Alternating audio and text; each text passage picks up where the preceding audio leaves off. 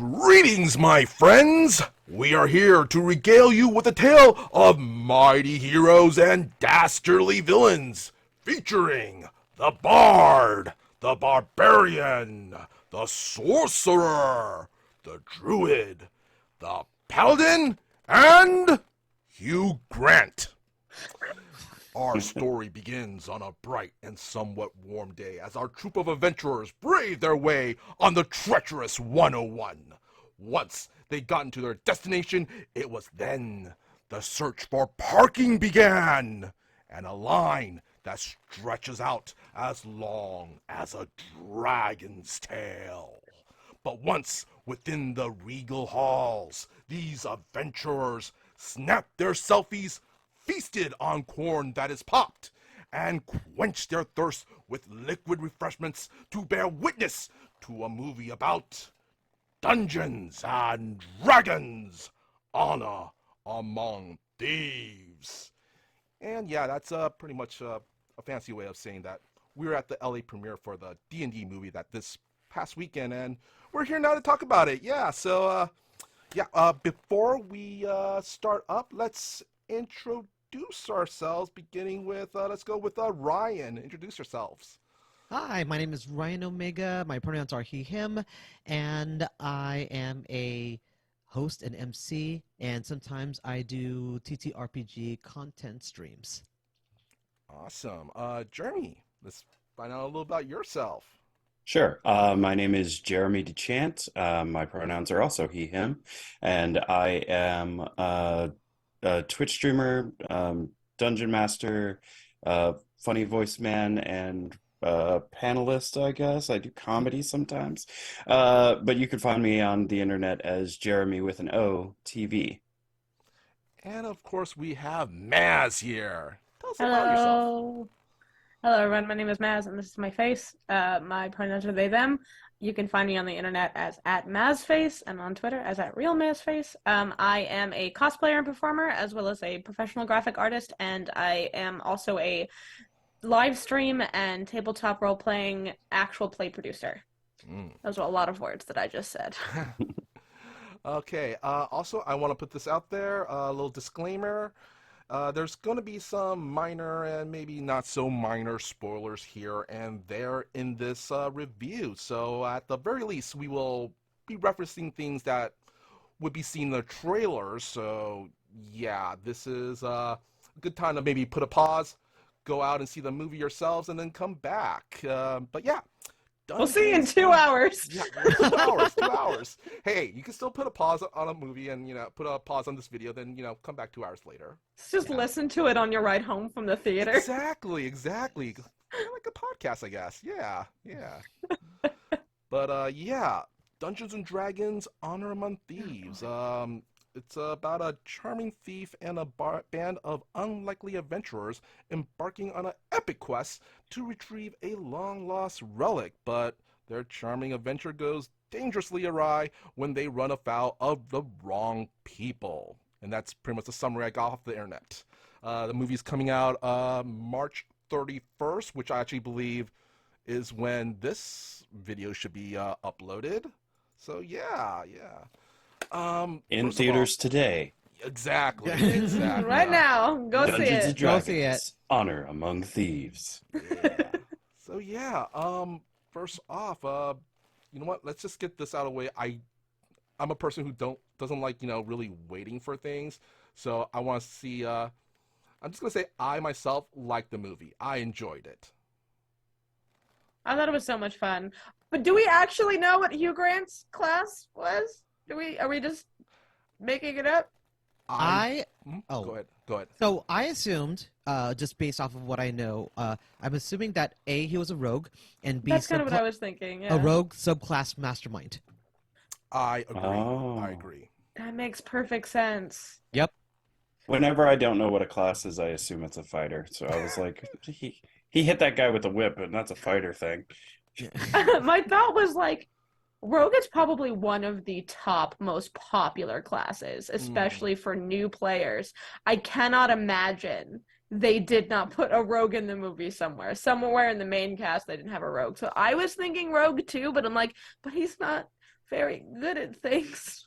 Yeah, and that's why I said mastermind, because Yeah. I played that as a character on a stream, and a lot of what they do is they're often lords. Also, Xanathar, the Beholder in Waterdeep, is a mastermind. Yeah. So, and okay. and so what they do is they delegate or control other people or tell other people what to do, and then they do it for them. So, essentially, that's kind of like what I saw in Hugh Grant's character. Yeah, Yeah. they're, No, that they're a makes great sense. support class. The mastermind's great support class, subclass. Yeah, and it's weird because they're more effective than a bard. Yeah, yeah. Yeah, that's why I always play them. Their charisma's higher?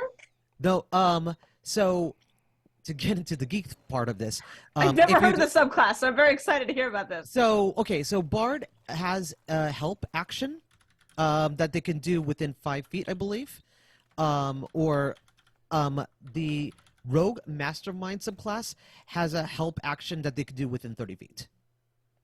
Okay, that's cool. So automatically, I will tend to go through there because easier reach. So Yeah, more positions for manipulation. That makes sense. Yeah, they can use I believe the help action as a bonus action.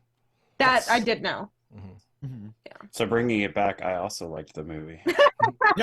Sorry. I'm sorry to go off on a tangent, but like I couldn't help but think about it when Tao was doing the intro of like the classes of the main cast, and then Hugh Grant. I'm like, yeah, what was his Also, class? I feel Hugh Grant would be a class on his own. You know, That's true.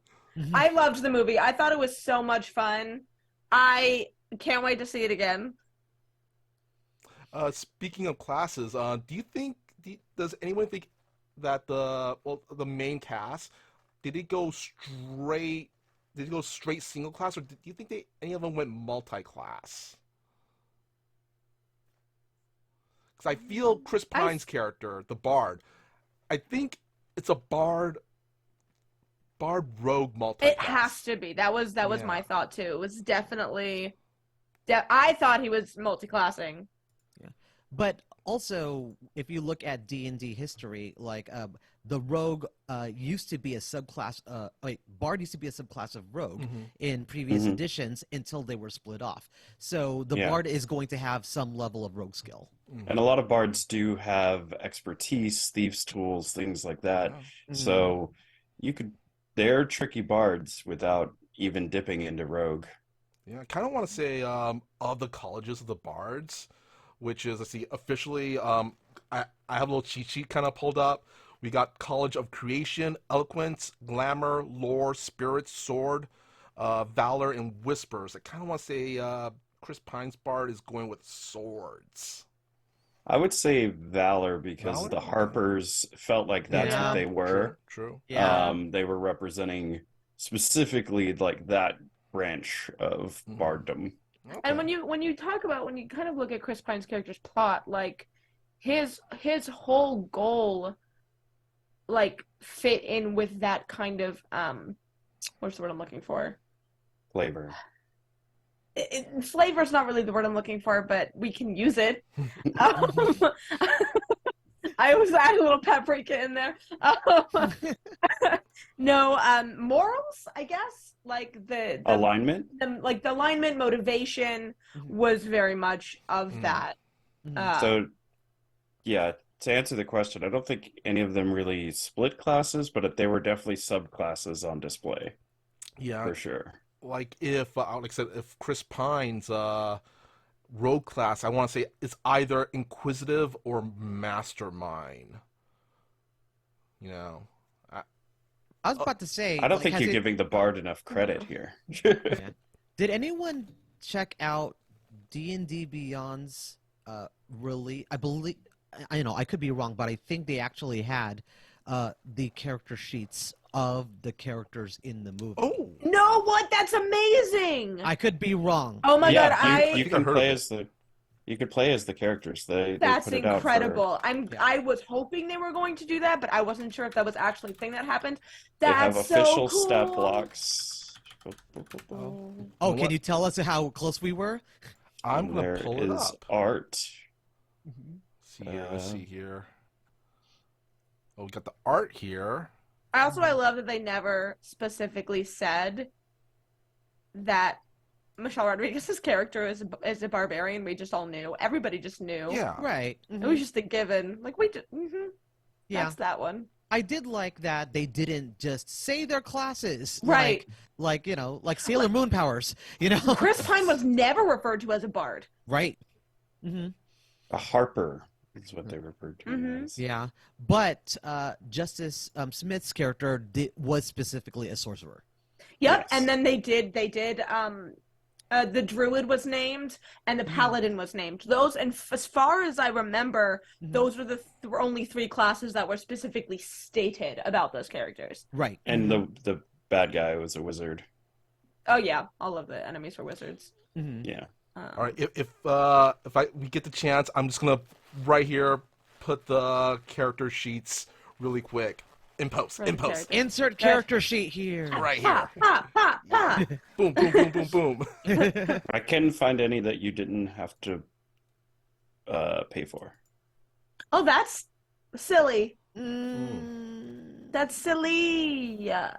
That can get us into a tangent that I don't feel like we should be going into. I feel like that's an entire different Let's talk about paying for conversation. things in I feel D&D. I feel like we could do another entire episode about that.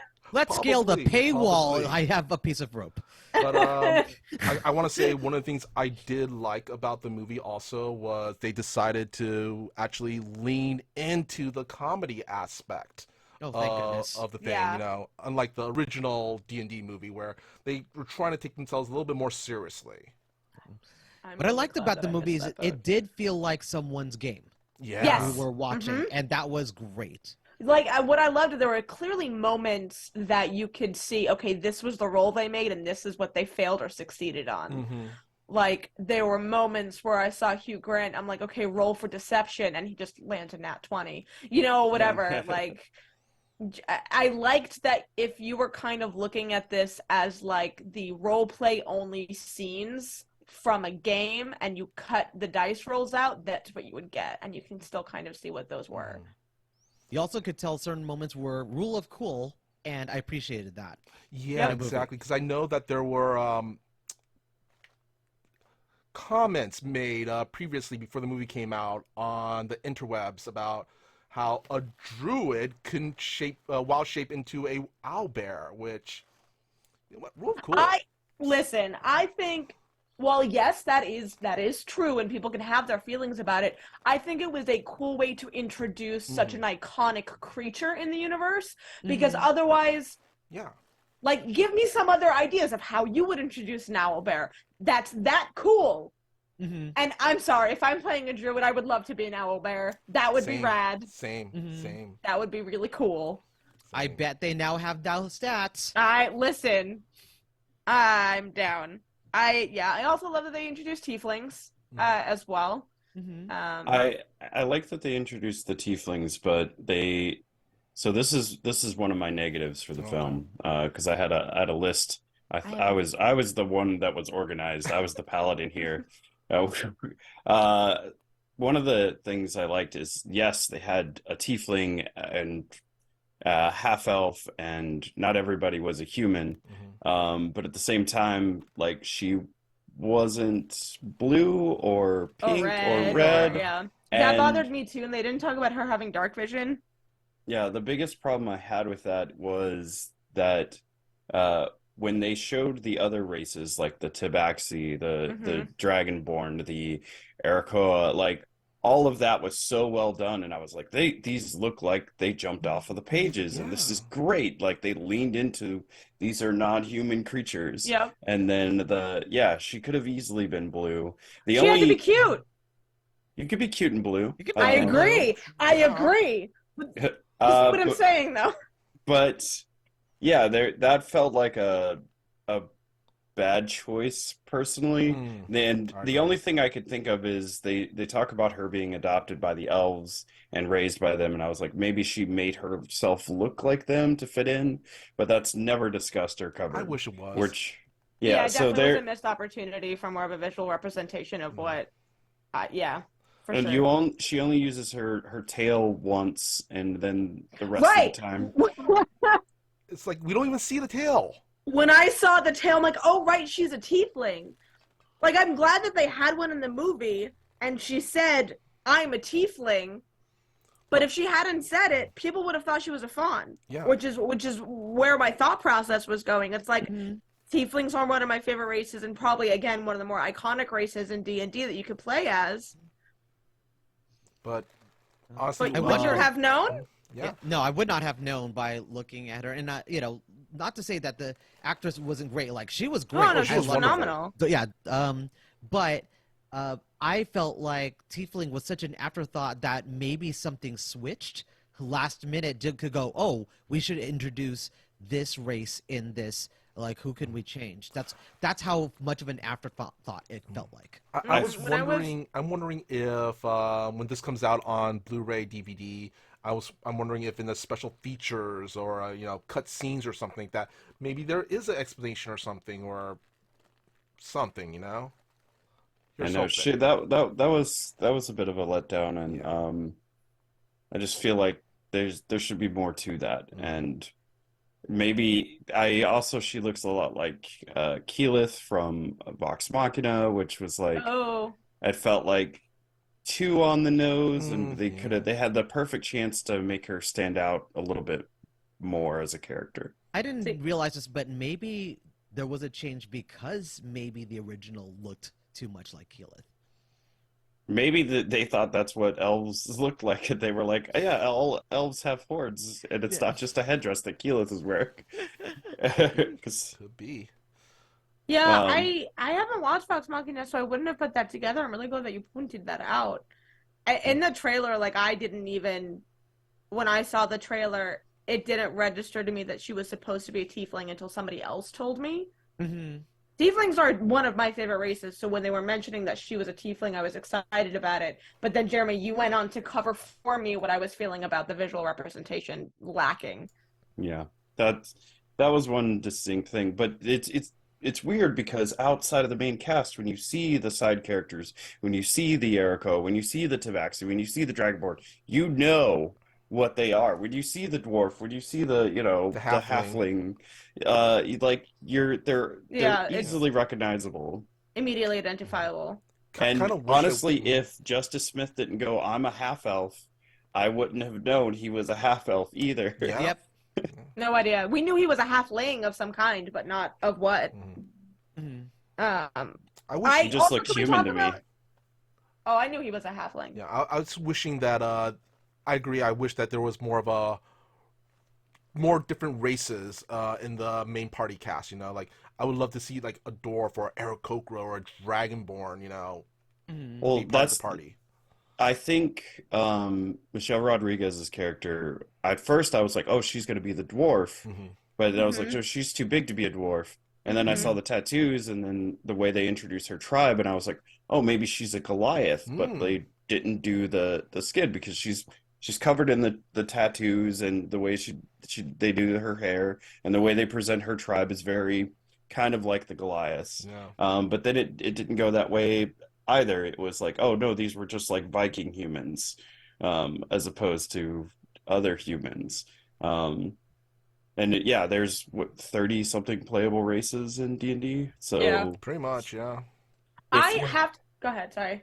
oh, it's just if the whole main cast is human, and again, Justice Smith half elf, but he didn't look like they had to say it. Yeah.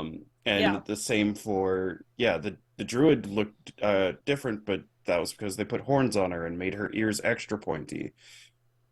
Yeah, But she other looked than that, if she was basic. tiefling, that was very much like a half Yeah. tiefling character. I was gonna say, if they didn't really even mention it, I could even assume that the horns on her head were like a hair accessory or something. Yeah. Mm. So that oh, sorry. That with the characters was Yeah. was one complaint that I had. Was visually we could have this is D&D. We could go big. Yeah. We could Yeah. have I do have to say I'm really impressed with the practical effects for the non-human races that you were mentioning, like the Aarakocra, the Dragonborn, the Tabaxi. They were all practical effects. None of Yes. that Mhm. was CGI, and I was so pleased to see that because we haven't seen a lot of that anymore in movies. It's funny they did that with the practical effects for those off characters, but then there's the scene with the potato that is badly CGI'd, Yeah, and that like stood out to me as like, oh, why'd you just videotape a potato instead of CGIing this one potato? well, speaking of CGIing creatures, I like some of the CGI creatures that we saw. The Displacer Beast and the Mimic look really Oh my God, nice. that looks so good. Yeah. Yeah. And the Intellect Devourers. Yes. Mhm. The CGI overall was great, Hmm. especially the pudgy dragon, who Yeah. was one of my favorite parts of the film. I like the So, Um, pudgy dragon. so I found out that pudgy dragon, I can't remember his name, but Trevor Valley, who we are all friends with, who is a D&D historian that we're friends with, told me Mm. that is a real dragon mhm. in D&D lore. And Yeah, I did he's not know that, and that's very exciting. And the story behind that dragon, for those of you watching at home that don't know, is that he was captured to power a forge, and they just kept feeding him to trap him there, and then eventually he got so fat that he couldn't leave. Mhm. And so for them to have it in the movie that he was able to find a new home means he broke out of his other prison, but he's still a chonky boy. And it's You know yeah. what? so If I good. knew that backstory, I would have been, more okay with it before I saw the actual, chunky dragon. At first, I Chonky thought it was boy. just a A chunkin. gimmick? I thought it was a chunkin at first. N- It was just a No, chunkin there. yeah, like Maz said, they are an actual thing in Dungeons and Dragons lore, and what the people were doing in the underworld was, or Underdark, is they were taking red dragon eggs and then raising them and making them really big and strong, and then they would kill it and then replace it with another dragon, and they would repeat the cycle. But the dragon egg that was supposed to replace him got stolen, and he started getting more and more of an appetite to the point that he just started eating all of the people who had him in captivity, and that's how he ends up escaping. I wish we had that explanation though in the movie. I Yeah, would. but we I don't feel like let's necessarily just need it. no. I think it They was do a call fun him by Easter his egg. name. It was a fun Easter egg for those of us that like know that, but it was also a really like silly, fun thing for the audience that doesn't know D&D lore to see just a cute, chunky, happy dragon boy that's just a hunky bean. It's Fat Speaking Smog. speaking of backstory and exposition, I was wondering the pacing for they had a lot of flashbacks in this movie, and the pacing for it, while I want to say it wasn't too long, there were times where I kind of went, okay, cool, and moving on. Moving the pacing of it kind of felt disjointed for me at least for a few scenes. No, the pacing of the film was a bit all over the place, especially with the flashbacks. And then some flashbacks felt unnecessary. Yeah. And that goes into one of my later gripes when we start going into the different characters. But yeah, the pacing is absolutely a little all over the place. Yeah, it feels like someone was driving a stick shift Yep. that didn't know how to drive a stick shift. But Like, it And was now going now there's forward. action, Yeah. and then we're cutting down, and then there's action. Yeah. Speaking of action, the one thing that which was my complaint was weirdly the fighting. Not that it wasn't well done, right? Mhm. But there were times when the fighting was so fast paced that my eyes would glaze over. And because the thing is, there was never a sense that the heroes were going to lose, ever, yeah. until the final battle. Final battle was like, oh, okay, this could go bad, but there's never a sense that they were going to lose. B, they were often like a single fighter against many, which is cool. But C, it'd be one person against 12 people, and it would go so fast that I can't see exactly what was hitting, how things were being knocked. We just kind of see someone thrown, and we assume just for granted that that's how the fighting happens. And I just end up waiting for that portion to be over of the fight. So it's Mm. weird that the fights I thought were choreographed well, but they didn't really lend to the pacing of the story for me. Yeah. The fight scenes, again, really well done choreography. The first fight scene is probably the one of the best ones in the whole Yeah. movie. Mhm. Um, when it's the axe, but it is that they did that multiple times, one person versus multiple people, which is not a good thing in D&D because That's how you die. action economy. But yeah, the fight scene in the Underdark with the paladin, I was like, this is cool, but literally they're just all standing there watching him fight 20 guys. And Yeah. like, Nobody's helping. Like, no. how terrible are you people that you can't just shoot an arrow or throw something? Cast hold. Yeah, You someone know? throw I a mean, like, shield. you had- Person. But you had a hither-thither stuff, and you think about portaling some of these dudes, like using Yeah, literal think portal. with portals. Yeah. Think Yeah. How do you But- get rid of the turrets and portals? But in that fight, literally the whole cast just stood there and watched him did. fight for his life to the point where he was about to die. They kept all that up, and I'm just imagining them all just standing around waiting for their turn because their initiative was so bad. Because they didn't do anything during that whole scene, and No. yeah, the combat was too fast, too furious. It was without like Ryan said, any substance, but it was fun. Yeah. It I was do have to enjoyable. say that the final battle scene that we were discussing earlier, and friends of mine have made this comment as well. One of those moments where they were all kind of surrounding, I can't remember, Seraphia? I don't remember the name of the Wizard, the Red wizard. Wizard. The Wizard. Wizard, yeah. I can't even remember the name don't because remember it was her so name. weird. But anyway, so when they were surrounding her and like all kind of slightly taking turns, it looked like a round of combat. Like you could clearly see, I'm doing this, I'm doing this, I'm doing this, and then you hit play, and that's Yeah. what it looked like. Yeah. So that I really appreciated, but I do wish that more, like you guys were saying, more of the combat scenes throughout the film were more like that. Yeah. The final battle was really good. Like that, Yeah. I will give them. Yeah. But I do have to say, I feel like a lot of that comes with, too, them not having those skills as much until that point. Because clearly they had started at, like, level 3 and were working their way up throughout the film. I mean, I think at the end they probably hit, I want to say level 6 or 7 at that point. I think that's generous. I was going to say 5, but that sounds fun. I was gonna say 4, but I was gonna say higher just because they were trying to fight a Red Wizard of Thay, Yeah. and Maybe. because and I would not send level 5s against that. Well, he did cast telekinesis, which I know as a sorcerer is a higher level spell. I didn't get that until like level 10. That sounds about right. I've never gone past level 5. No. So that's where my brain went. Because either the campaigns have ended or I... But they clearly weren't applying all D&D Right. rules. Right. yeah. And they Also can't cool. for the whole thing. Yeah. You know? But I did like there were several spells that went off that you could go, that is that spell, that is that spell, that is that effect, and it was like that was actually pretty cool. Yeah. I also, piggybacking off of that, I'm really glad you brought this up because one of the moments I really liked was, obviously there were 2 mage hand spells that happened, Yeah. but they both looked very different depending on the caster. Oh, I the like Big B that. hands? I did like Yeah. that. The Yeah. Big B That- hands, like that was cool. I like Yeah. that. Yeah, so I thought that Flavor was your magic.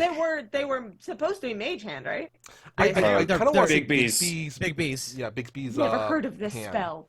Oh, so it's Bigby's big Again, hand. So it's like a level hand 5. you can make. You can lift up things, carry them. Yeah, you create a visible like big hand. Okay, so maybe I have heard of this and just didn't know that was what it was called. Because this sounds very familiar to me now. Anyway, so I feel like I don't belong here now. Thanks for that. What am I doing on You this? belong on this here. show? You I belong don't here. need validation. Yes, I do all the time. D&D is for all levels. But so I just love that they like, you know, they look different depending on the caster. And one of the other things I really liked in regards to spells specifically is the representation of wild magic. Yeah. How it was Ooh. a device that would spin until he I thought that was genius. Mm-hmm. I thought that was genius. That was a really cool flavor. Because when I That's saw basically that, his arcane focus. I mean, it did feel that way. And when before he mentioned it's wild magic, it doesn't count. Of course that made that like clarified. That made perfect sense. But when I first saw the device, I'm like, oh, he's an artificer. Mm. But then they just justified, no, he's a wild magic user, and that's his, like you were saying, that's his arcane focus. And I just thought that was a really brilliant, visible representation of that. Mm-hmm. So I took that in a kind of different way because there were times that he casted spells without using it. So it was like maybe it's just like a wild magic thing he has, but it was definitely like crazy. Yeah. So I've Uh, played a sorcerer with a sorcerer subclass wild mage, or with that effect, and it doesn't go off every time. Yeah. So it goes off every once in a while, and often, usually when it's intense. So that felt correct, at least Yeah. from my role play in it. Speaking of like the recognizable spells and everything, I really also appreciated all the kind of Easter eggs and the references to classic Dungeons and Dragons lore and stuff in this movie. I was watching, I was like, I know what that is. I know what that is. I know what that. Yeah. Mm. when the axe beaks came on screen, I remember going, "Ooh, axe beaks!" Like I was just like such a dork in that moment. I was like, "Oh, axe beaks!" And then yeah, all the little animals and creatures that they threw in, which it was nice. Do y'all remember in the beginning of the movie when they were in that prison and you saw the rust monsters Yeah. fighting over? I was like, when I saw that, I was like, I like this movie now, just for that one little bit. Yeah. The rust monsters fighting over that little piece of metal. Mm. I just, again, one of my favorite parts is the fact that Chris Pine said Aarakocra, and I'm like, you're putting that in the movie? You said Aarakocra. Yeah. Cool. Because that's not OG D&D. No. No. Mm-hmm. I like being able to spot spells too and be like, that's what that spell was. That's what that spell was. Yeah, All I right, love the huge Easter egg in the big challenge. Certain familiar characters, if you are a fan of the classic animation. Yeah, they had the cast of the animated series show up, and this actually popped up in the trailer. So I knew about it before it happened, and I was very mad that the news sites were spoiling it. But that's a different thing. They played a bigger part than I thought they were going to, and I was happy to see them make it to the end of the maze. Was that the party that was in the cage? Yeah. That's so cool, because I did not grow up watching the animated series. I am the baby of the group. I'm only 29, so I didn't grow up watching that show. But I love hearing that. That's awesome. Well, you know what? I'm just gonna spoil this right now. It's a minor spoiler because it's an Easter egg, but we did see was it the dwarf and the other barbarian in that dungeon maze competition was, I want to say it was Battlehammer and Wolfgar.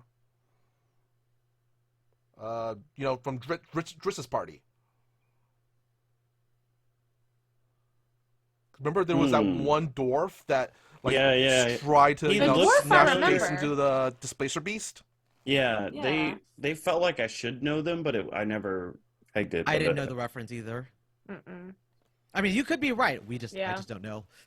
Well, I'm wondering. We'll find out spoilers. soon. Like somebody in the comments will probably sound off, Yeah. Mm-hmm. But also speaking of which, another thing I really actually appreciate about this movie was the fact that they made sure to have it take place in Faerun and have like actual settings like Waterdeep and the Underdark. Unlike the original D&D movie where they kind of just made kind of a generic, this is generic fantasy land. The Emerald Enclave, Yeah. a lot of nice references for them. Yeah, Icewind Dale, Baldur's Gate, like a lot of the very the Underdark, obviously. Oh. Like just When they said Baldur's Gate, I went, I know. So did I I. understood that reference. I was excited when they mentioned Elminster. Wait, when did they mention Elminster? Uh, um, God, was it? I think when they were talking to the sorcerer, I think the sorcerer mentioned Elminster at some point, or somebody mentioned Elminster. I remember in the movie because I There remember was a when I saw lot that. of them. Yeah, There were so many. Yeah, like, there's like a it could lot have of been a Easter thousand. eggs. There's a like this movie is There's a like lot of that. filled with I Easter like it. eggs. There Yeah. was very much an homage to fans without it making non-fans feel like they're missing anything. Mhm. Yes. My favorite Easter egg was the Critical Role reference, where he goes, "Fresh cut grass." Fresh cut grass is a character from Yeah. Critical Role, and I Oh, was just like, Oh. "Oh my gosh!" that's cool. I didn't know that either. I didn't Yeah. know that. I'm a So I newbie. want to. So not true. if that's your favorite Easter egg, what's everybody else's favorite Easter eggs? I mean, now that I know about the dinosaur, the dragon, Like mine was, like I said before, the seeing the rust monsters. I just like that little bit there. I mean, I don't know, the classic monsters in the maze, the gelatinous cube, the mimic displacer beasts. Like I don't know. It's not an Easter egg. I just really like that had Aaron We'll Coker come and back. We'll come. We'll Tabaxis in come it. back to that. But actually, also another thing I also kind of enjoyed about this movie was we also kind of had the tropes where we had the character tropes of we had Chris Pine as kind of the roguish hero type that's sometimes not so forthcoming, and then we have the absolute sleazy rogue of Hugh Grant's character, the rage-filled barbarian, and of course we also had the himbo paladin. Are we doing characters? Because I want to do them one by one. All right, We let's- have let's- let's so do the many characters. Let's do the thoughts. characters. So much let's, thoughts, yes, yeah. one at a time. So let's start with Chris Pine. Yeah, I who played like. that's one point. Egan Darvis. That's his name of his character. That's the character's name. See, I don't. Yeah, half I didn't know the characters' last names name, I don't yeah. remember. I thought it was Edgin, Yeah. but So Darvis. Edgin. yeah. Mhm. I liked that he was a bard, but not a slutty bard. Mm. I appreciated the fact that he was not a slutty bard. Mhm. I love a good slutty bard, but it was good to be like, we're not gonna like lean into that. Yeah. Um, Yeah, this was a family man bard. yeah, which you don't always see. Yeah. Mm-mm. Or even here in roleplay. Like it's often No. the slutty bard, yeah. He was Daddy Bard. He was Daddy Bard. Yeah. Not in He the way wasn't that we even think. daddy. Not that He, kind that's of. the thing is like he wasn't even really daddy. He was a father. Yeah, that's how Michael meant it. Yeah. Some people hear it differently. No, I definitely hear it a very specific way. Yeah, I thought he Ew, overall. No, I hate it. He's a daddy like Pedro Pascal. Daddy. Yeah. I thought he did overall really well. And I liked the bit with him that made me really like his character was the scene in the prison where they're going over the story, and he Mhm. keeps stopping, and he's like, "Is what's his face gonna be Is here?" there Because ever- Simon he gonna be probably, here? yeah, because he probably wants to hear this. That build up and the delivery of that joke was just incredible. I thought he did a really good job for most of the movie. There were parts where he was really, really dry when it meant being not funny. When it meant being emotional, I found him a little dry, but I thought overall good job. And I liked that he was just a bard. He didn't do anything special, and there was no like secret hidden ability that he had. He was just a guy most of the movie. Like he said, like in the movie, he's the planner. He's Mhm. basically George Clooney in Ocean's 11. Yeah. Yeah, one of my favorite moments with him was you see kind of such a two-dimensional character for the majority of the film, and then there's the scene on the beach where he's finally like, no, I'm the biggest failure. No, you need to understand that, yeah, that's me, the biggest failure. That's the point. That's why I have other people that are good at things, so I can make a plan and hope that they can do the thing that I think will work, but I don't actually have, because if I try to do this by myself, I'm going to suck at it. Just that whole conversation, and then for him to live, that was like the first time I think I ever saw him actually break the bard facade. Mhm. And I thought that was such a good moment. Of That all was- the characters, I kind of thought he was. I mean, he is poised as the main character, Yeah. like Right. of this group. But I also found him to be the most relatable. Mm-hmm. Like I see like everything he's struggling through, and I'm like, I get it. I see, and this is the protagonist that people would identify with, and Chris does a good job carrying that role. Yeah, he did a great job. He did a great job. Yeah, I agree. Yeah. He definitely was the dad by the end of the movie because Yeah. he had basically adopted everybody else. It was just heartbreaking to see like the character who he was had to put on this facade and keep together for this entire story, and then you just saw like, I can't be this guy anymore. I can't keep Yeah. putting on this face, and it was just beautiful. So, yeah, what characters? Oh, go ahead. I'll say, and then we had his partner in crime, Michelle Rodriguez, as Holga Kilgore. Such a great barbarian name. It's very classic. Really good barbarian, like, or really good whole. I mean, like, I love the cutaway scene, not cutaway scene, but the scene where she returns to the house, because the biggest thing was showing that A, she had a relationship with someone, and B, just because you are a barbarian doesn't mean you have rage all over the place. It was such a great move. I definitely, it humanized the barbarian like stereotype, because there has always been that trope that barbarians are just the angry tank. Yeah. That is their point. They are the angry tank. They smashy smash. And a lot of the times, most of the time, barbarians are also like characters with a backstory and people. So I'm pretty much just echoing what Ryan's saying with a lot more words. I lot more words. I like that how she wasn't, she didn't really have the overly tragic, brooding personality, like how characters like that usually go. No, she was just like, this is just my job. This is the life I chose. This is my chosen brother, and I want my niece back. Yeah. So, yup, this is what we're doing. Yeah, I felt like out of the main casts, there were moments where I would have liked her to be a bit stronger performance-wise. The parts where she was just doing her, kind of playing herself as she does in a lot of movies, those were excellent. And that cutaway scene I thought was really great. And then the scene that at the end that references that cutaway scene was hilarious. And I think she makes a great straight man. Yeah. But yeah, there were times where it's like you could be a little bit more invested performance wise. But as far as like the barbarian goes, like nailed it.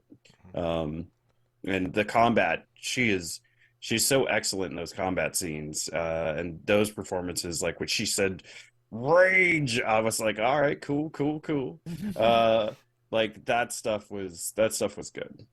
All right. Next up, we have, I think we talked about it before at the premiere, Jeremy, that I think it was your favorite character, Justice Smith, as Simon Almar. I think that's pronounced the last name. Almar, the character's last name. Olmar. Aumar. I Ryan related to Chris Pine, but I related to the awkward sorcerer, not because sorcerer is my favorite class, but also because I myself am awkward and have self-conscious struggles. And I thought he was great, and I want to give him a special shout out because this is the second nerd franchise that he's come in and made a movie with and saved. The first one being Detective Pikachu. And my brain did not make that realization. So he is a hero to the nerd community. And we need to get on board with protecting this man, because this is twice he's jumped in the fire for us. Because we haven't had a good video game movie until Detective Pikachu. And we haven't had a good Dungeons and Dragons movie until this one. So thank you, Justice Smith. You're a hero. You are the common factor here, and therefore, yes, it is your doing. Yes. Thank you. And he was great. I thought the spells were great. They had a great visual effect. I liked the the challenge of himself being in his own head. And I really, really loved when they were like, "Oh, you could just do it with magic," and he was like, "No, you can't just do it with magic." And then he gets a thing. It's like, "Oh, this in this instance, we could do it with magic, but that's not how we solve every problem." Because that's a D&D joke in my head because everything is like, we 100%. could just solve it with magic. We have magic. Magic does everything. We could solve it with magic. And he was just like, that's not how magic works. And it Magic is reminded me finite. it reminded me of that scene in Star Wars where it's like, that's not how the Force works. But yeah, he was my favorite. Yeah. Speaking of which, I think we also talked about this like slight tangent at the premiere that the Dungeons and Dragons movie followed kind of a similar formula to Guardians of the Galaxy. You know. Yeah, Yes. Jeremy did mention that. Yeah. So we were eating at a California pizza kitchen. As This we do. stream's sponsored by California Pizza Kitchen No, it's not. because they were the only thing open after the movie, and they're delicious. But our waitress, who is not a nerd in any way, shape, or form, bless her heart, she was like, "Oh, what did you think of the movie? Would you think I like it?" And I was like, "Well, if I was to like put it to somebody who's not a Dungeons and Dragons fan, I would say that this is Guardians of the Galaxy in medieval times. Yeah. It's fantasy Guardians of the Galaxy. Yep. To the point where almost every character I was able to match to a Guardians of the Galaxy except for Justice Smith. So extra credit there. But Chris Pine was just Star-Lord. And Yep. Michelle Rodriguez was basically Gamora. And Mm. the Paladin was basically Drax. And the Druid was basically Rocket. A lot of that. And the way that they deliver jokes and the humor and the characters themselves very much like that. So if you like Guardians of the Galaxy, you're gonna love this. Yeah. Is my 100%. takeaway. Yeah. Well, For sure. anyway, back to our character rundown of our sorcerer here. Anybody else have anything else to say?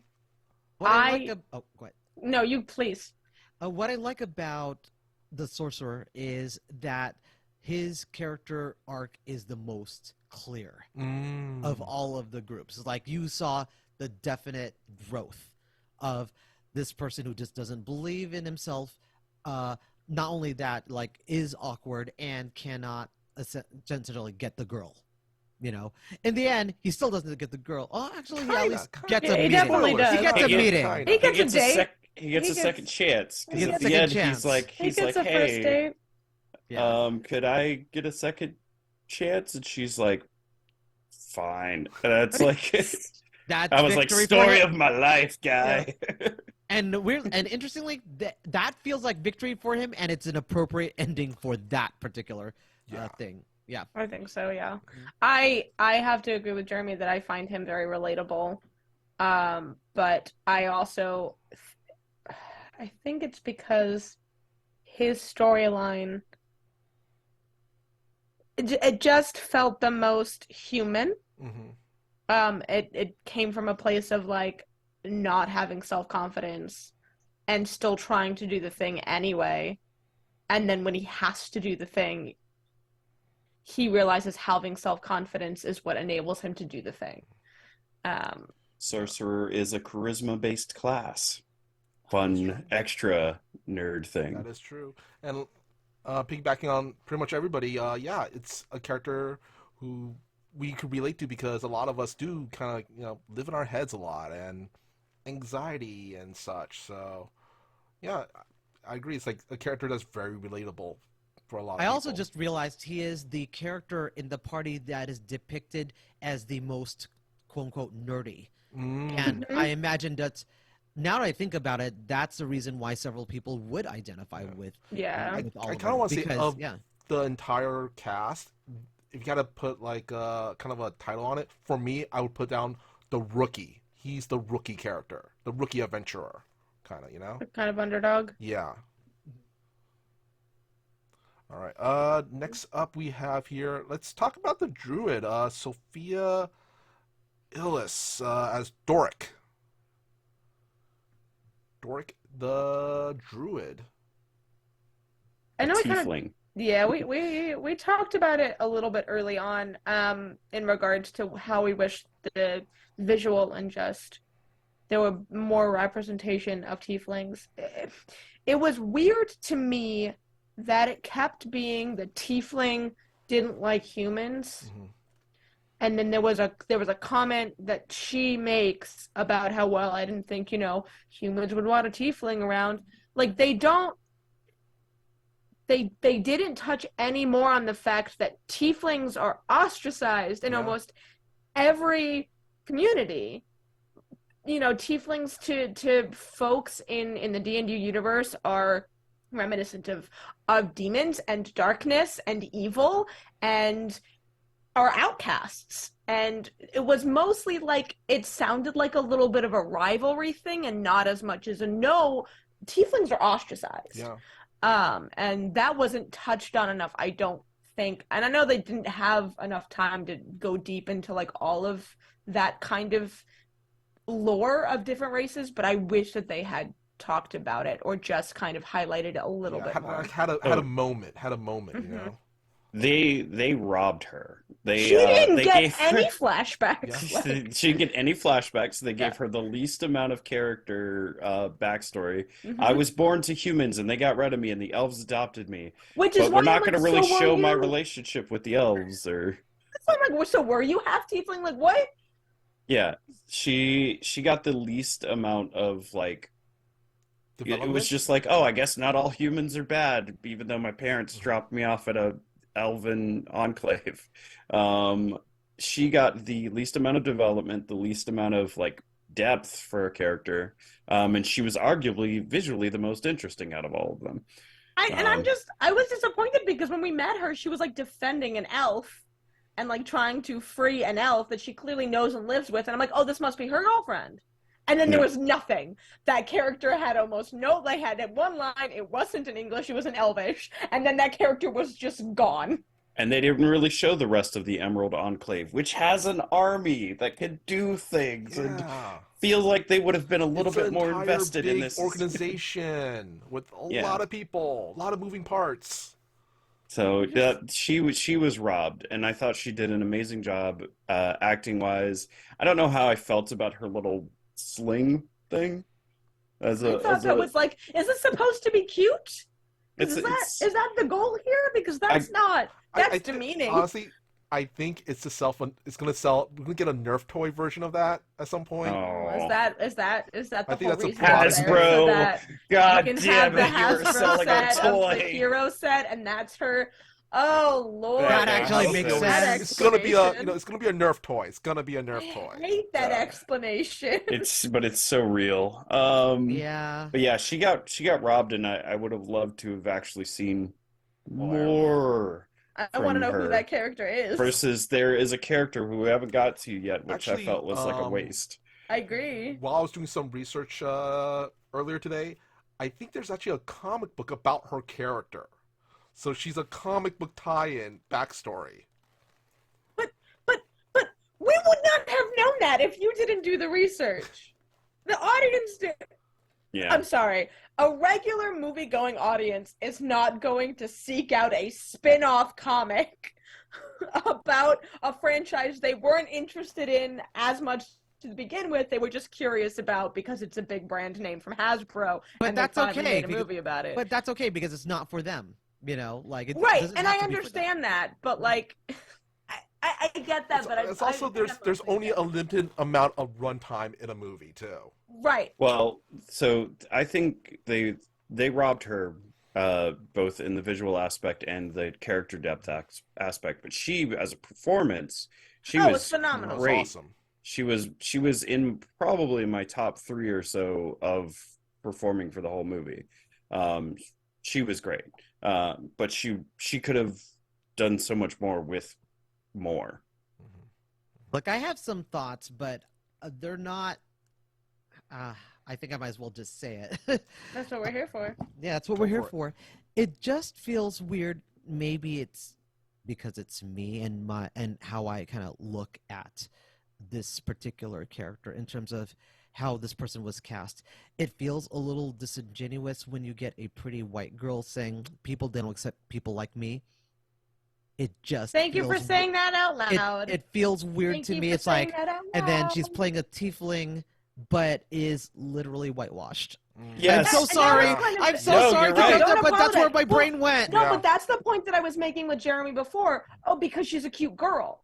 Yeah. Like, that was the point that I was making before of why they didn't make her look more dramatically different, because they needed her to be a cute white girl. She could have been That- cute yeah, no, so I as agree. pink And or again, blue not, or purple. no blame on the actress, no blame on No. Sophia. It's just kind of like when it all came together, I'm like, oh, and Yeah. it's not a social justice word. It's just kind of like as a person of color I and have gay, a question. like, Would it you just have felt seems differently weird to if she me. was like blue or red or something? If she was, I would like easily. This makes Well, sense to me. If she was like clearly like in visually in a way that was different Just from what different. is in our world accepted. Mm-hmm. Or But in the their thing- world, Or in their world. yeah, And that's she again, just looked like a which- regular person. She at one Right, point she yes. just puts a little Which- hood on, and then she's human, and it's Which- so Yeah, honestly, And like I said feel like before, because her if we had- horns, if She I was didn't know she was a tiefling, I would have said it was a hair accessory. yeah. Right. Well, that's kind of what I was saying. If they had gone more narration wise into what people like don't like, what the fact that people don't like tieflings, the fact that tieflings are not, they're not welcome in a lot of society, and they didn't talk about that at all. If they even had talked about it more, oh, I'm not welcome XYZ because I am this race and I have these traits. Like, they didn't talk about it at all. Right, and She's- tieflings are traditionally demonic. Mm-hmm. Blue, This pink, was like purple. never Glowing ever red eyes, yeah. like, never ever addressed. Nope. They could have So it's easily just- made her look like Nightcrawler from X-Men or Yes. Mystique. Like, we have characters who have set this precedence before in movies, and even Guardians of the Galaxy, Gamora is green. Mhm. And Nebula's a half Mantis- a robot. Yeah, we Like- have characters. There's no reason that she needed to be, like Ryan said, no reason for her to be whitewashed. Because I've never, in all of my years of D&D, I've never seen a Caucasian tiefling. Yeah. All right. At least not to the point where, like, even if there have been white tieflings, which I have played with other folks that have played a white tiefling, it doesn't matter. They still have horns and demonic features, and they are not a human being. They're not human. Mhm. And that was really the frustration, is that she was too human looking. Yeah. But All right, acting, yeah. great. But oh my god, her performance was phenomenal. Oh, Yeah, her acting is great. Yeah. We just wish she was Her lines blue were or great. green or purple or something. Well, I mean, like, they could showcase the pink. struggle of being a tiefling. Yeah, more. I would take like super unnatural pink. Yeah. You know, just they just yeah. anything honestly, to be like, I'm a tiefling and therefore my life is hard. honestly, I would have been. I know we can okay talk about this even forever, with, I'm sorry. Them trying to explain where, okay, we were first introduced to her as her being, blue or pink or green or whatever, but when she has to go to like Waterdeep or something, it's like, yeah, I want to use, a minor illusion spell or something to make myself They went appear to human. the Underdark and they didn't have her use dark vision Yeah. or speak demonic. Mm-hmm. Yeah. That's why I keep thinking this tiefling race is an afterthought. Yeah. Mm. It could have been like, oh, she's a shapeshifter, she's hiding herself to look like the elves that raised her. And then when we got to the Underdark, you see her go blue or pink, and that would have been like That would have been all awesome. I needed. That would have been all I yeah. needed. Yep. I would have been Yep. cool with that.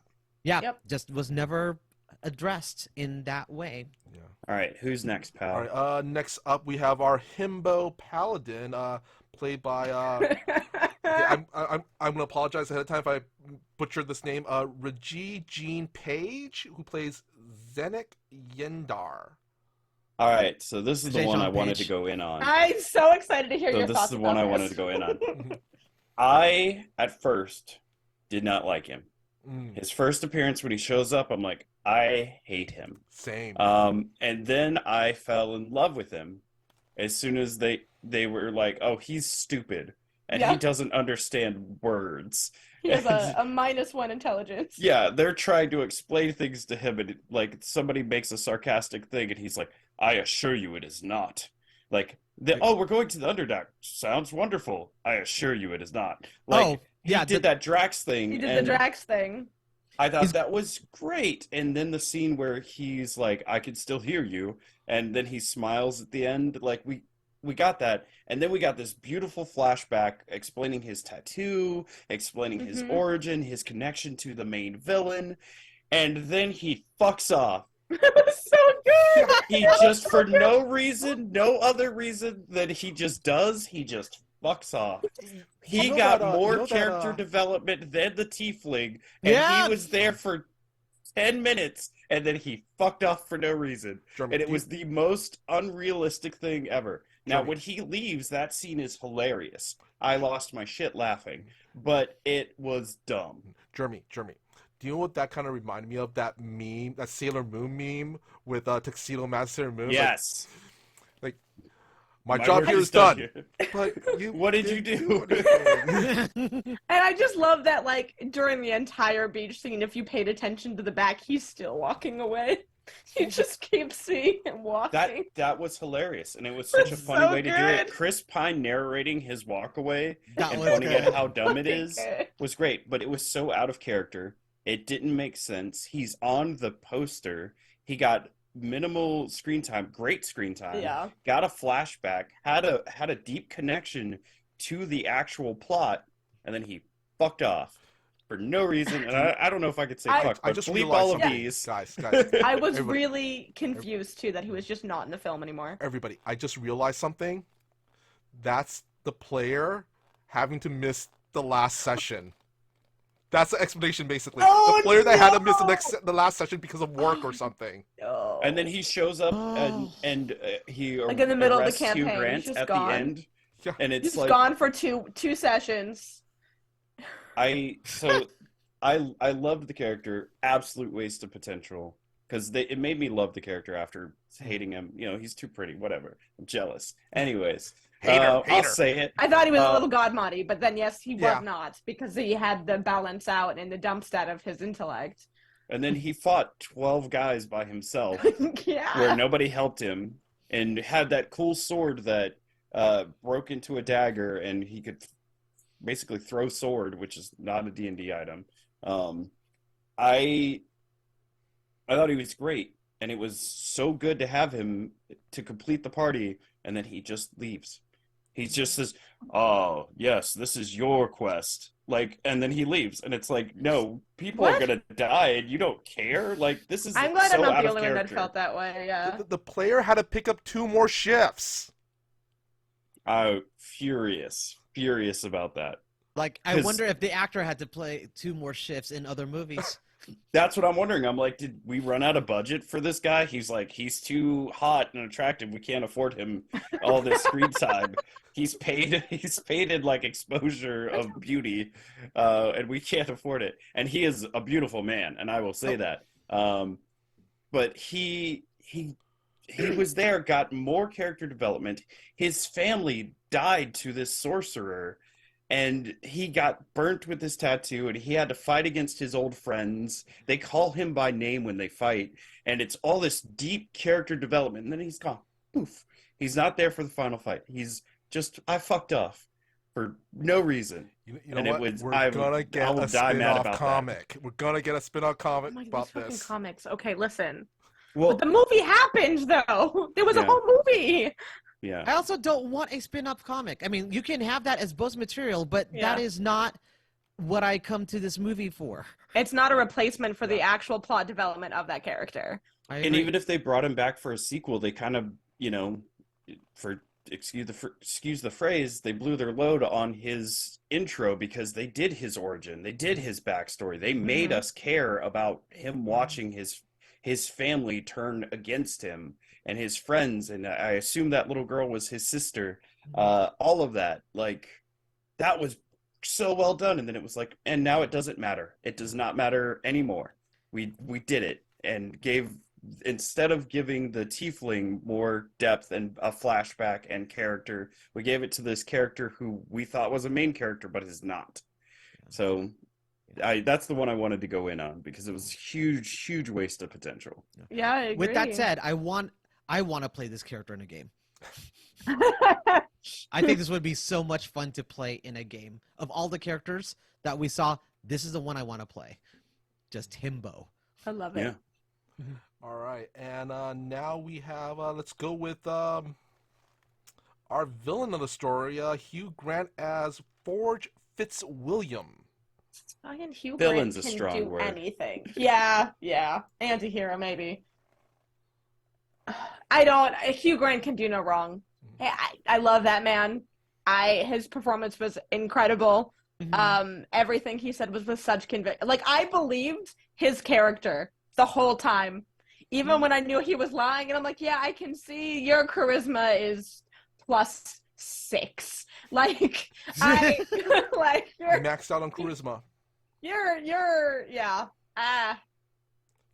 I agree. No complaints. Yeah, no, I agree. Hugh Grant's character, Forge, my favorite character of the movie, of all, the whole thing. Yeah, I think from an acting standpoint, the Paladin did a really good job, and I already said the Tiefling was in my top 3, but Hugh Grant, coming from an acting background myself, this man ate every scene he was in. He tore into every scene. He stole the show. The scene with the cup and the tea, where that felt improvised, but felt so natural and beautiful, where it's like, yeah, could you chill this for me? It's like, oh, I didn't think you were going to put your finger in it. I'm just going to... Every line delivered. He's. I don't want to see you die, so I'm going to leave the room. That was one of my favorite. I love that. I'm glad you brought that up because that was the one scene where I'm like, I gotta say this part. It was probably my favorite line he delivered in the entire film. Yeah, What's interesting about like that particular character is that if you look at all the writing for that character, it's weirdly more or less dry. It's what Hugh Grant delivered in that performance is what makes that performance. Because as you're watching that character, you obviously know that the Red Wizard is manipulating him. You obviously know that all of these things are happening. So you have to get a character with such conviction and that could eat that scenery that, even though you could see that a mile away, that this all works. And it does with Hugh. Yeah. I mean, you just believed everything he said. Yeah. You believe he was the Lord of Neverwinter. Every scene he was in just stole the show. As the movie goes on, you want to see the comeuppance is coming. Yeah. You get more and more eager to it, and then when it finally does happen, you're like, yes, that sense, that what is it? That German term. Schadenfreude. Yeah, exactly that. Everything he said was just so matter of fact. It was just obvious to him every time he spoke. Of course, this is of course you're a father of Andy, you sweetheart. This is why you're with me now. Like this is. Don't you remember that this is what we're doing? Like with such, like Ryan was saying, conviction is such the correct word. Like and when he finally did what I refer to as him snapping, and spoilers, again, this whole conversation is made of spoilers, when he finally brings the knife to his daughter, to the girl's throat, I'm like, I was honestly, like, of course there was going to be some kind of moment of violence from him, but I still wasn't expecting it when it happened. It felt good. And then his greed and all of that, just absolutely amazing. One of my favorite parts was he had a hot air balloon with his face plastered all over it. I love that. As a villain, you want something like that, as a grandiose, look at me villain. And then having the treasure come out of his mouth was chef's kiss irony. Yeah. One of my favorite magic items was the hither staff because Portal is one of my favorite games. And so the whole time I'm like, now you're thinking in portals. Yeah. And it was just genius. Of the things that they added that were not that are not originally in Dungeons and Dragons, the staff was probably my favorite as Yeah. well. Yeah, it was well used. Like the Yeah. portal mechanic, Yeah. there was never a sense that it was extraneous. Every Yeah. single use of that portal was so well thought out that in my brain, if I ever played a game, I would start thinking that way with portals. Well, I will say to my players, do not ask me for that staff because I know you will break the world with that Yep. staff very Yeah. quickly. Because I would be so overpowered. I wouldn't need other spells. I would just need it's that The only staff. thing- dimension door in magic Right. item form. Yeah, but the thing is too that I feel like if you want to tweak it down, you could either put a concentration on it, you could put a time limit, you could put number of uses.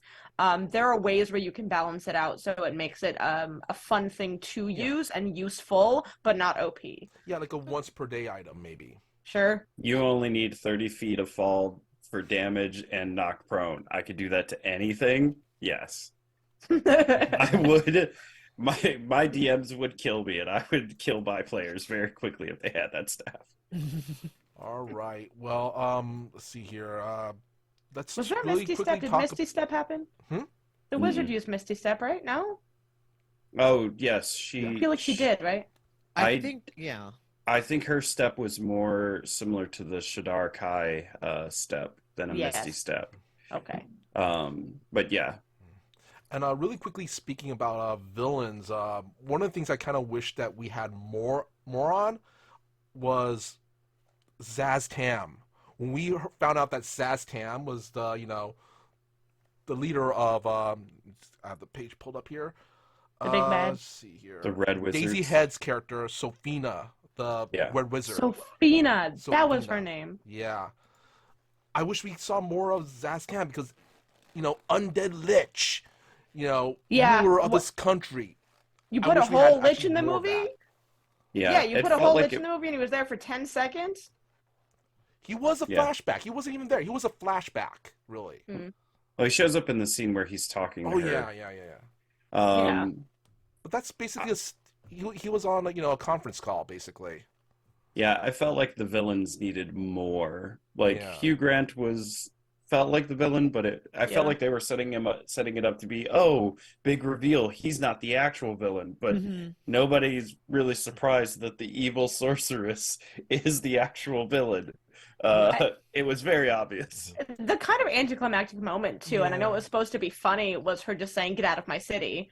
And like, okay, bitch, you're welcome for this Yeah. city. What? Yeah, no, I thought she was great as far as like a villain, visually great. The spells that she stunning. did, amazing. Yeah. When her people used Green Flame Blade, I was like, hell yeah, I recognize that spell. And I was like, yes, these guys are like hex blades or something. Let's do it. But I was expecting more from the army of wizards, though, for sure. Yeah. Like villain wise, I cared more about Hugh Grant's character Forge more than the Red Wizards, honestly. Of course, Yeah, like they were they just needed vessels. something. They were vessels for plot. I mean, like I Mm-hmm. mean, that's essentially what Sophina was. It's like there was no. She needed to be one dimension and deliver lines. Or Mhm. or she needed to set up a sequel because she did my actually thought. turn the Lords of Waterdeep and the Lord of I forget where the other guy was from into liches. So they could have did a after credit scene where it's like those guys are going back and you see like the tattoo on their head. And they're ruling their countries, and it's like, oh, big setup for these red wizards, but yeah, we got no payoff. You know what? Speaking of which, let's talk about possible sequels in the future of perhaps a D&D movie franchise, because they're definitely making this movie kind of using the formula of Star Wars, the Marvel Cinematic Universe. Well, so it's interesting that you bring that up because earlier when we were talking about the characters not really getting a lot of plot development, again, like this villain's, oh my God, what's her name again? The wizard? Sophina? Sophina. The performance was so good, and this was another character that just got no material to work with.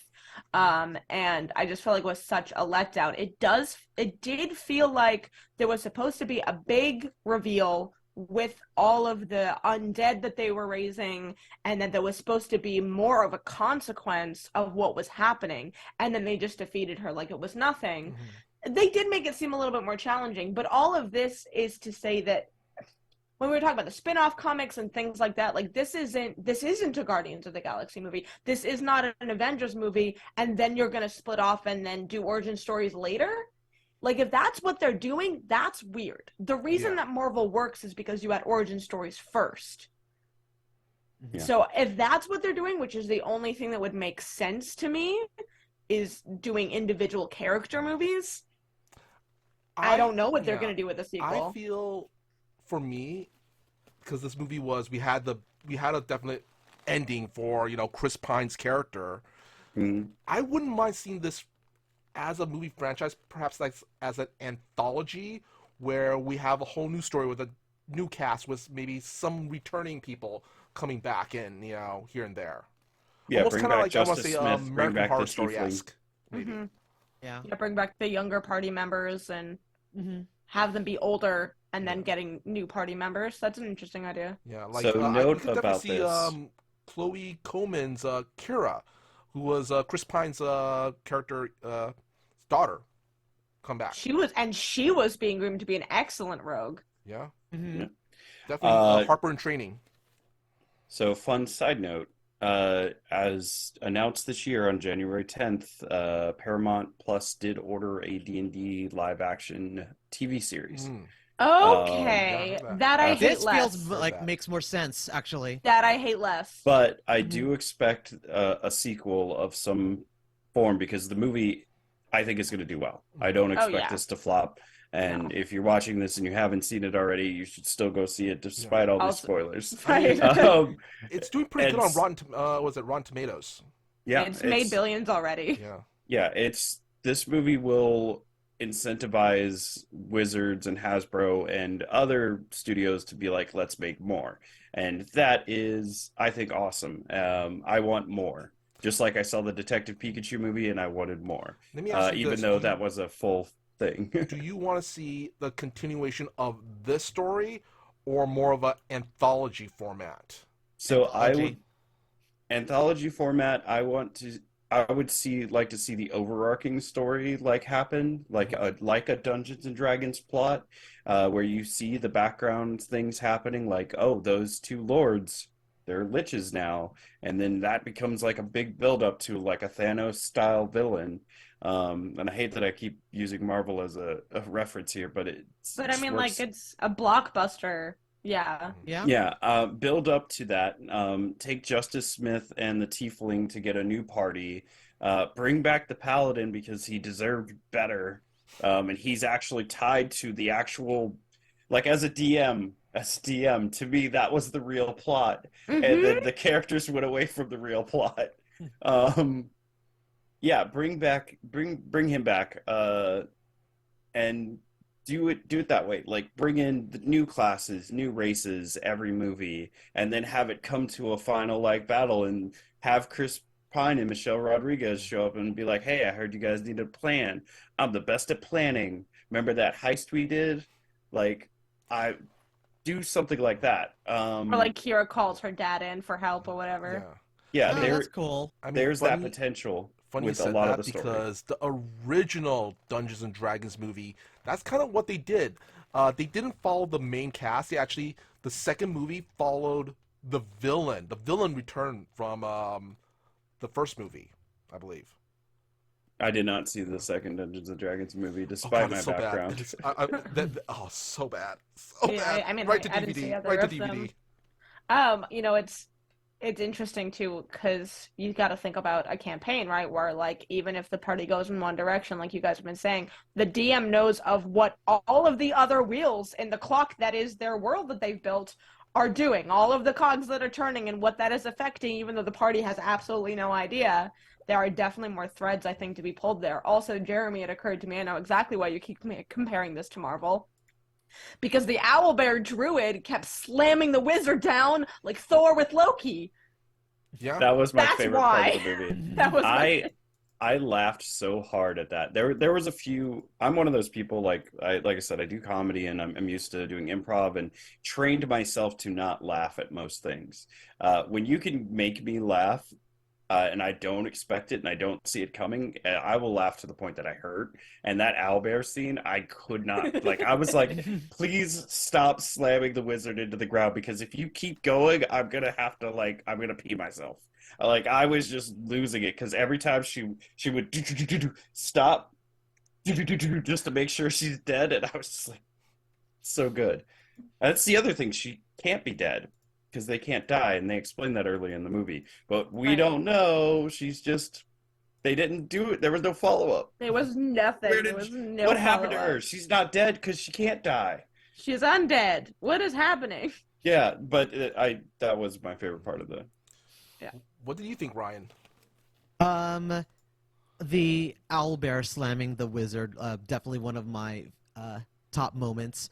The other one being when Chris Pine enters to distract the guards, and then things go wrong with that spell. Oh my god, that's That so was so funny. hilarious. Oh my god. It was incredible. I'm like, and I've played a game where I had characters kind of like use an illusion spell, and then when it goes wrong, it functions similarly to that. And I love that seeing that happen on screen is kind of like validating for the way I played that character. So I'm like, okay, I want to continue to use that illusion more. But man, it was wild. It's Yeah. like you had to roll concentration and you missed. And you missed. Yeah. Outside of the owlbear scene, the other scene that really got me was when the paladin is walking away and then Chris Pine starts narrating, oh, he's heading towards that rock. Let's see if he deviates. Yeah. No, he's just going to step onto the rock and keep going. And it's like he was narrating like a golf thing. He was being a And bard. it was so good, and it made me not hate the fact that he left as much because that one scene of him just like, oh no, he's too stoic. He walks in a straight line. He's gonna walk straight into the ocean. Like that killed me too. I wonder if that's a play on the idea of when you are trying to run away in game on a battle map, that regardless of what terrain is there, you just go 15 feet in a straight line. And Or yeah, he you don't rolled turn well on around for difficult anything. You just go. terrain. He rolled well on difficult terrain. Yeah. Yeah. But Ryan, what do you think about possible sequels or a D&D movie franchise? So I like the idea that there's going to be something TV because you get to now explore a lot of little stories and give better concentration to whatever characters you're featuring. I'm going to assume maybe two of the characters in the movie might be taking space in that TV, but I think we're not necessarily ready for another movie. And I say that because they kind of blew all their shots for this one movie to kind of like tell a story of a party, but it now needs time to breathe before you come up with the second movie. And I suspect that if there is a second movie, I think it's going to be not as whimsical and maybe a little more serious in tone without being the second D&D movie, but it'll have a little bit more of a balance. Like there'll be higher stakes with still some comedy, sort of like latter movies of Guardians in the Galaxy, where they weren't as funny, but there were clearly higher stakes, and that's where I would like to see D&D go, because I think where right now we're catering to a lot of the people who are familiar with the not just the fandom but the tabletop players who could see their own home games when they see this movie. I think when we see another movie, it's going to be, this is a little bit more of the action adventure we think of when we think of Dungeons and Dragons. Not the home game, but what we actually think in our heads it should look like. Very well said. Yeah. Very well said. It's great that you brought that up because there was one reviewer who did a non-spoiler review, but he talked about at one point somebody stood up and left. And he didn't understand at first why the person stood up and left, but he realized that there are two people. There are people who are going in expecting this to be a fun Guardians of the Galaxy style experience, and then there are the people who are going in and expecting Lord of the Rings. Um, Mm-hmm. Mm-hmm. that Yeah. guy who got up and left, he noted, did that as soon as things got funny. Um, that guy is expecting Lord of the Rings. There are those hardcore D&D fans who want that serious drama story every time they sit down at a table. I personally like to have a mix of both. Mm-hmm. Like Ryan said, I like the serious tones, the heavyweight, but you could do that and still be funny. Yeah. And Vox You need Machina levity. as a show does a great job of that. They have the levity and the seriousness of it. And if you haven't watched Vox Machina, go watch Vox Machina. They have all that seriousness, and they still have they have the quips, they have the jokes, and it hits, and it doesn't take away from like the seriousness of the plot. So there is a way to do that. But I don't ever want it to be Lord of the Rings. I'm on the complete Mm-hmm. opposite side of that Mm-hmm. table. I have Lord of the Rings. I don't need a serious, dry action movie. I want comedy action. Yeah. And the other thing too is with the human experience, and of course, not everything in Dungeons and Dragons is human, but the sentient experience. Who doesn't use humor to cope with bad shit happening? Like everybody uses humor to cope. I don't know anybody that like is having a tough time and with a group of people that don't exchange jokes to lighten up, so they're not depressed all of the time. Yeah. Yeah, That was really dramatic. I'm that's why sorry. I do comedy. No, I Catch I me had in a an better anime way of Las saying Vegas. that, yeah. and then I started speaking, and then I realized maybe I should stop. But yeah, you know what? I totally agree. Honestly, the way they kind of had the comedy here in the movie actually fits well with if you're expecting like a D&D esque game from your home game. There's gonna be humor. Like every game that I played in that I really enjoy playing in, at some point of the game we're just laughing on some dumbass shit that we just kind of pulled out of our asses. Yeah, a few weeks ago, much to my regular DM's chagrin, I grabbed a lich dragon out of the air and I gave it a swirly because I was like, I have telekinesis. Yeah. And it was coming towards our boat and breathing fire, and we're on a wooden boat, and it was supposed to be this very dramatic thing. And I went, oh no, and I put it in the water, and we just shot at it. So that's D&D to me. Yeah. That's those moments where we talked about you're watching and you see the critical successes, you see the critical fails, you see the random that doesn't make sense, but it's a DM doing some bullshit. Things happen that make it feel like a Dungeons and Dragons game, and it needs to feel like a game, and not a Dungeons and Dragons book. Sorry, Dritz. But yeah, I mean, I think you're 100% right. You have the serious consequences and the serious setups of situations, and then 9 times out of 10, the party comes up with a funny response and solution to the problem. They're gonna pick the silly option, but potentially also the most possible correct solution for the problem, but it's still probably gonna be funny. Yep. When they got trapped by the dragon and they came up with that ridiculous, we're going to use science to break the game thing, I was like, that's something my people would do. Yeah. All right. Well, this movie, this video, which I was thinking it was going to be maybe half an hour, 45 minutes long, we're well over an hour. So, yeah, let's kind of close out real quick. Let's You can give cut out as much of me as you want. It's fine. Some trimming to be done.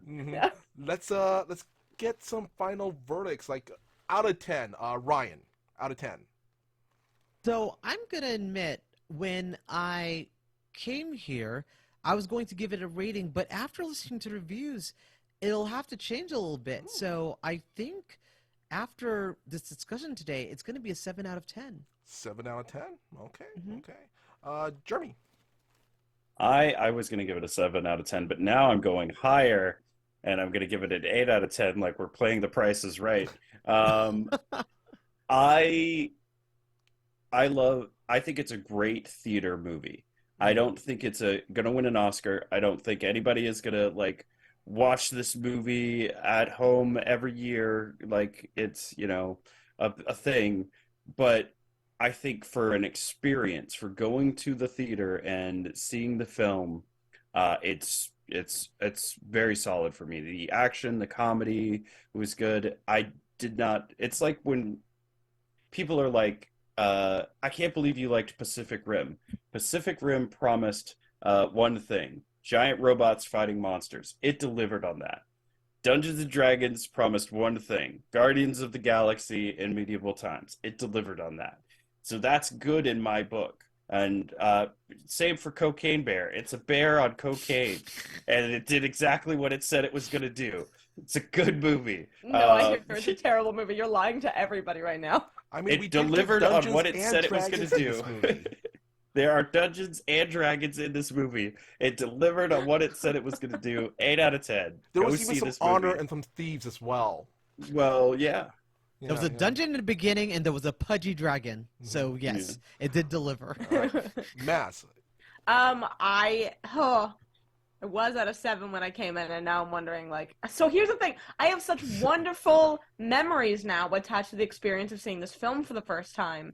And I feel like, personally, because of that, this is also always going to be a comfort film for me to go back to. I think I'm going to be watching this movie a couple times a year just as a comfort film.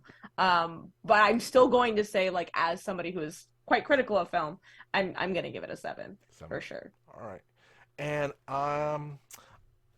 because same as pretty much touch on everything everybody else said, this is gonna become a comfort film for me. I have good memories attached to this film. It's a hobby that I really enjoy, and I'm gonna give this. I'm gonna give it 8.5. I'm gonna give it 8.5. This is definitely a movie that it's a popcorn flick. It's a movie that I wouldn't mind seeing in theaters again, and I'm sure as heck am going to get it on physical media so I could watch it whenever I want. So yeah, 8.5 out of 10. I want to take mine to 9 now, but that's just the Jesus competitive. Christ. It's not the Price is Right. You can't keep moving the ratings. God. All right. So anyway, you know what? Let's close out. Ryan, where can we find you on the interwebs and any upcoming projects? Yes, hi, my name is Ryan Omega. You could find me on Twitter under Ryan OMGA. You could find me on Instagram under Ryan Omega. I just got verified, so I'm so excited about that. You could also find me at Anime Las Vegas, which is coming up in about a few weeks. I will be playing the Quest Master, and I will be running for Empires at Anime Las Vegas. All right, Jeremy. So I am Jeremy TV, Jeremy with an O, on all platforms: Twitter, Instagram, Twitch, Facebook. Pretty easy to find. I will also be at Anime. I said it like somebody's mom. He likes that anime. Sorry. I will be at Anime Las Vegas, hopefully a lot funnier than I was tonight. But I have several panels, including my Voice Acting 101 panel. I will be also hosting the Naruto panel with the cast. And I'm going to be on a few comedy panels as well. So come to that, including Unnecessary Debates, which is a great YouTube channel you should check out. And then what's my other thing? Oh yeah. Yes, I know. I have at the point that this comes out, we will be launching a brand new, in a few weeks, on New Age Geeks Twitch channel. We will be launching a brand new watch along D&D game. It is an original world created by me. Our very own Michael Powell will be playing as one of the main casts. The people here will also be guests and featured. Our very own Maz did the logo, which I'm very excited to show everybody. And we are going to have some bigger name guests like Bonnie Gordon and a few others that I can't name. Ian McGinty, which is a comic book artist, and I'm going to keep naming them even though I shouldn't give everything away here. Yeah, so that's going to be every other Tuesday starting in April. It's going to star myself, Michael Powell, Andrew J. Alandi, and Jem Lugo will be the main cast. And uh, every week that we're on, we will have a guest or two joining us from the D&D world, and that is called Spell Shots. It is a combination between spell slots and one shot. And I am going to portal staff it over to Maz. Hello, everybody. My name is Maz, and this is my face. My pronouns are they, them. You can find me everywhere on the internet as Mazface, except on Twitter, because I am real Mazface on Twitter because some slimy real estate agent stole my handle 10 years ago, over 10 years ago now, and never uses his account, but I still can't get it back. It's fine. You so Instagram is at Mazface, it's Mazz face, and on Twitter it's at Real Mazface. You can find me on Open Circuit Studios every Wednesday on their show Leverage Los Angeles, which is basically it's with the Cortex Plus system. It is based off of the TV show, and the story is basically Ocean's 11 meets Robin Hood. So it's a team of con artists fighting against corporate greed. You can also find me on the Initiative Order every other Saturday on Death in Space: A Corrupted Frontier, which is essentially Mad Max and Firefly in space. Ooh. It's very dark, and it's an anarchist era in space, and the void of space is slowly consuming everything inside of it. It's terrifying. We're constantly concerned we're gonna die. It's fine. You can also hit me up if you want any graphic work done. I am a professional graphic artist. You can hit me up at mazfaceofficial@gmail.com for all of your overlay, branding, logo, promo, business card, birthday party invitation needs. I'm gonna stop talking now. All right, and as always, I am your storyteller, Mr. Kapao. That's MRKAPAO, and you can find me all over the internet via that social. And if you want to see my schedule, I believe it's on my Twitch channel. You just find it there, which is also Mr. Kapao, and also here on Fantastic Tales of Adventure. And as always, be good, be great, be awesome. Bye. Bye.